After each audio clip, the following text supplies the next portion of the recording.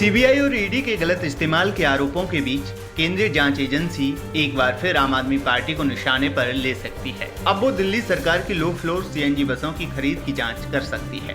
दिल्ली के उपराज्यपाल वीके सक्सेना ने 1000 लो फ्लोर बसों की खरीद में कथित भ्रष्टाचार की जांच के लिए सीबीआई को शिकायत भेजने के प्रस्ताव को मंजूरी दे दी है। दिल्ली के उपराज्यपाल को दी गई एक शिकायत में दावा किया गया था कि दिल्ली परिवहन निगम यानी डीटीसी ने पूर्व नियोजित तरीके से सेठ परिवहन मंत्री को बसों की निविदा व खरीद के लिए गठित समिति का अध्यक्ष नियुक्त किया था।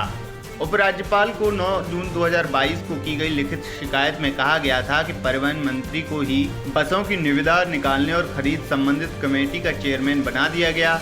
इतना ही नहीं, बीआईडी को मैनेजमेंट कंसल्टेंट नियुक्त किया और जुलाई 2019 में 1000 सीएनजी बसों के सालाना रखरखाव के लिए बोली में अनियमितताएं थीं।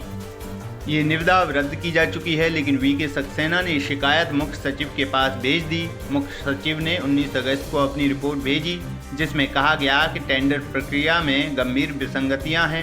ये भी कहा गया कि सीबीसी दिशा निर्देशों और वित्तीय नियमों का उल्लंघन हुआ है।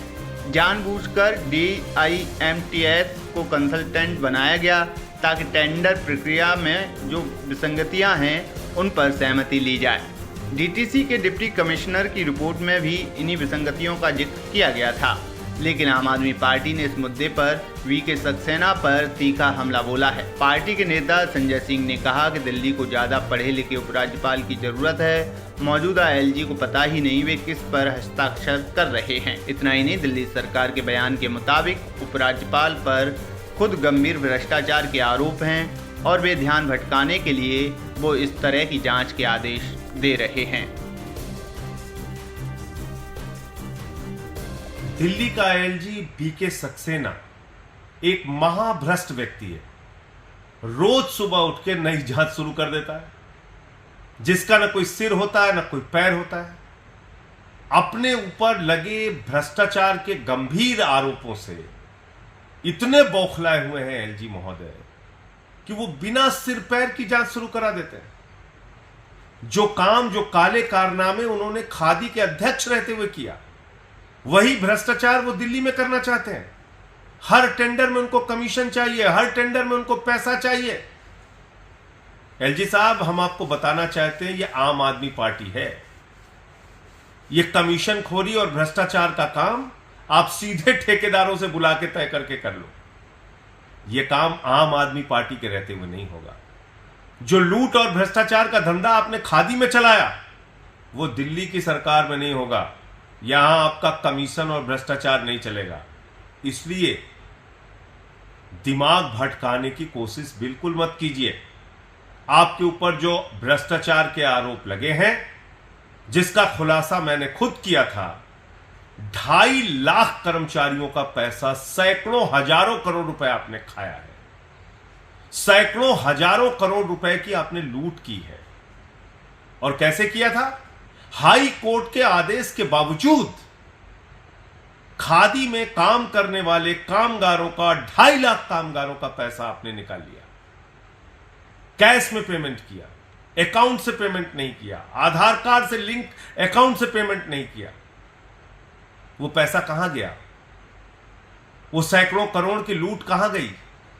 क्या उसकी जांच नहीं होनी चाहिए सीबीआई से, ईडी से? क्या जांच एजेंसियां जांच करके ऐसे महाभ्रष्ट एलजी को जेल नहीं भेजना चाहिए? जांच एजेंसियों को जांच करके वीके सक्सेना को जेल में डालना ही होगा, और कोई दूसरा रास्ता नहीं है। क्योंकि आरोप बहुत गंभीर है। 1400 करोड़ रुपए का हेरफेर नोटबंदी के दौरान एलजी ने किया। खादी के अध्यक्ष रहते हुए 2.5 लाख कर्मचारियों का पैसा खाया, उनका पैसा डकार गया एलजी। तो वीके सक्सेना से मैं कहना चाहता हूं कि आप ये रोज फर्जी और बेबुनियाद आरोप लगाना बंद करो।